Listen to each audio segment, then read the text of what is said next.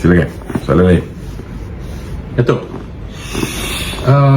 pengerusi Spenco Sdn Bhd iaitu Robert Tan Hwa Chun didakwa menipu MOF untuk mendapatkan anugerah projek bernilai 3.9 bilion. Ya. Apa pandangan ataupun komen Datuk dalam hal ini? Pandangan saya, pertama sekali bagi saya lah kan, bak kata pepatah Melayu kan, sepandai-pandai tupai melompat akhirnya jatuh ke tanah jua. Itulah nasib yang berlaku kepada Robert Tan Hwa Chun, Tan Sri. Kita pun tahu hubungan dia yang baik dengan Tun Naim. Kita kena ingat, kalau tidak ada kesalahan dan pelanggaran tata kelola pengurusan kewangan negara, masakan beliau dituduh atau didakwa menipu MOF kan. Jadi kita kena ingatlah Menteri Kewangan sekarang ni adalah Perdana Menteri sendiri. Ikrar beliau untuk membenteras salah guna kuasa, rasuah, pelanggaran peraturan di dalam kerajaan. Memang sekarang ni diberikan keutamaan soal-soal tata kelola ni. Ini benda yang beliau anggap serius. Mereka yang terlibat pasti akan dibawa ke muka pengadilan, cepat dengan lambat dia. Ada ramai lagi yang akan dibawa ke muka pengadilan. Macam isu Robert Tan ni, kes dilihat cukup serius kerana beliau didakwa menipu MOF dengan memperdayakan jawatan kuasa pembuka peti tender untuk dapatkan anugerah supply, repair, maintenance dan management of government vehicles, Malaysian Government Vehicles Fleet. Dalam hal ni, pihak MOF telah mendapati Robert Tan ataupun syarikat Spenco Sdn Bhd ni telah mengemukakan maklumat yang tidak benar. Itu dalam kategori memperdayakan lah, berkaitan pemilikan saham Bumiputera dalam syarikat itu. Dia sepatutnya sekurang-kurangnya kena ada 30% pemilikan Bumiputera dalam syarikat yang mengendalikan tender dengan MOF ni untuk membekalkan kenderaan. Malangnya pemilikan saham Bumiputera tak sampai 30%, tapi dia orang lapor lebih 30%. Itu yang kena dakwa. Jadi ini kena faham lah. Okey. Ada lagi soalan? Bagi saya simple je.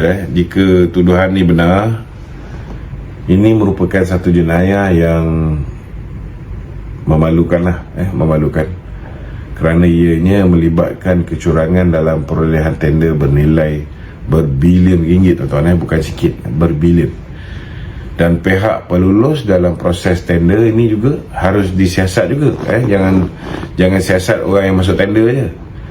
Orang yang mengendalikan tender ni pun sewajarnya disiasat agar tidak wujud kepentingan individu atau kumpulan individu dalam kelulusan memberikan tender tersebut. Ini penting, tuan-tuan. Okey, ada soalan lain? Ramai yang bertanya saya pasal isu Datuk Seri Najib ni lah. Saya hari ni saya nak jawab sikit.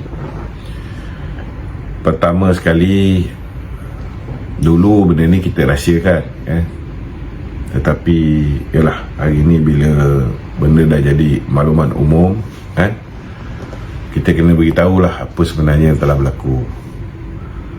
Untuk makluman tuan-tuan, yang tuan-tuan duk maki hamun Datuk Zahid, maki hamun Azalina tu semua, sebenarnya itu semua menambah dosa, tuan-tuan. Memang betul lembaga pengampunan hanya memutuskan supaya Datuk Seri Najib diberikan pengurangan hukuman daripada 12 tahun penjara dapat kepada 6 tahun penjara, daripada 210 juta denda dapat kepada 50 juta denda. Okey, itu adalah apa yang berlaku di dalam lembaga pengampunan diraja. Okey. Tapi macam saya sebut sebelum ni, tapi saya tak sebut habis sebab benda tu rahsia. Tapi hari ni pasal dah dikeluarkan di banyak tempat kan. Jadi ini hari ni saya nak beritahu lah. Memang selepas mendapat keputusan tu, macam saya sebut, Datuk Seri Zahid, kita kecewa lah dengan keputusan yang diperoleh itu. Kita mengharapkan Datuk Seri Najib dibebaskan. Jadi ada benda yang dilakukan, usaha dilakukan oleh Datuk Seri Azalina, yang dilakukan oleh Datuk Seri Zahid, yang dilakukan oleh PMX.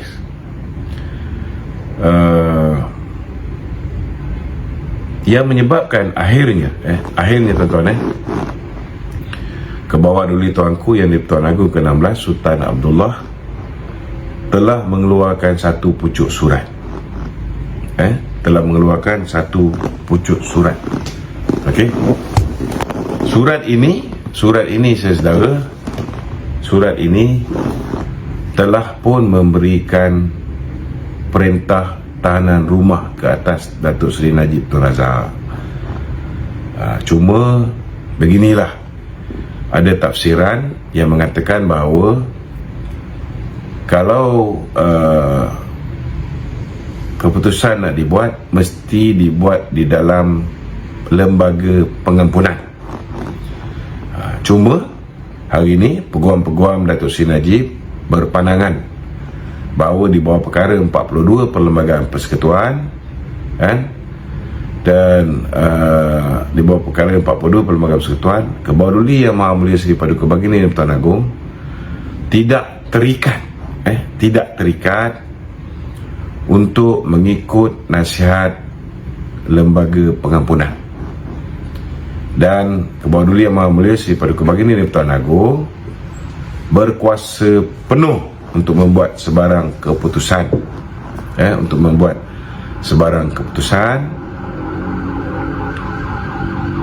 dan keputusan tersebut adalah muktamad dan tidak boleh dicabar di mana-mana mahkamah. Besar tuan-tuan kuasa agung ni, dan bagi saya kita pun tahu Tommy Thomas sendiri sudah pun membuat pengakuan. Tommy Thomas dah buat pengakuan, dan pasukan petugas khas sudah pun siasat buku Justice in Wilderness Tommy Thomas. Tommy Thomas mengaku bahawa dia diarahkan melakukan pendakwaan terpilih. Dia diarahkan melakukan apa yang dipanggil sebagai political motivated prosecution. Memang jelas berniat jahat tuan-tuan. Dan Tommy Thomas dalam buku dia tu, pasukan petugas khas mengesahkan dia dah langgar 17, dia dah lakukan 17 kesalahan dan boleh didakwa di bawah akta hasutan, boleh didakwa di bawah akta apa dia panggil, akta Suruhanjaya pencegahan rasuah. Banyak benda dia boleh dakwa. Maknanya kes Datuk Seri Najib ni memang terang-terang dia kena aniaya tuan-tuan. Dan sekarang ni kita dalam bulan Ramadan, tak lama lagi dah nak masuk raya. Saya haraplah bahawa apa yang dititahkan oleh baginda tuanku yang di-Pertuan Agong ni, cubalah ada rasa simpati sikit. Kita kembalikanlah Datuk Seri Najib ni supaya dia boleh dikenakan tahanan rumah. Kalau bolehlah sebelum hari raya, baginda ni, Datuk Seri Najib ni bekas Perdana Menteri, bukan tak ada jasa langsung. Kalau dah baginda tuanku titahkan suruh bagi dia tahanan rumah, apalah salahnya? Ringankan. Dia masih lagi dalam tahanan tapi tak boleh keluar rumah, tahanan rumah, bagi je. Pada pandangan saya itulah yang sebaik-baiknya. Dan kalau misalnya tak nak ikut pun, titah baginda tuanku yang di-Pertuan Agong ke-16, saya rayu supaya Ketua Pengarah Penjara berikanlah peluang untuk Datuk Seri Najib ni diberikan tanah rumah, terutamanya nak raya ni. Dah berapa hari raya dah, dah nak masuk kali raya yang kedua, tuan-tuan. Orang yang tak merasa duduk dalam penjara ni, dia takkan faham macam mana seksanya.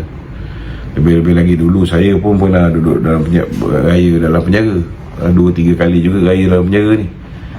Tetapi Datuk Seri Najib ni, dia ni ialah anak bangsawan, tuan-tuan. Dia pernah jadi Perdana Menteri, dia anak Perdana Menteri. So tak mudah lah untuk dia lalui benda ni semua, kan? Simpatilah sikit kita sama-sama umat Islam, kan? Kembalikan Datuk Seri Najib ni, nak raya ni, bagilah dia duduk tahanan di rumah. Apatah lagi kuasa ketua pengarah penjara tu pun sudah cukup untuk meletakkan dia di tahanan rumah. Itu saja saya nak sampaikan. Assalamualaikum warahmatullahi wabarakatuh.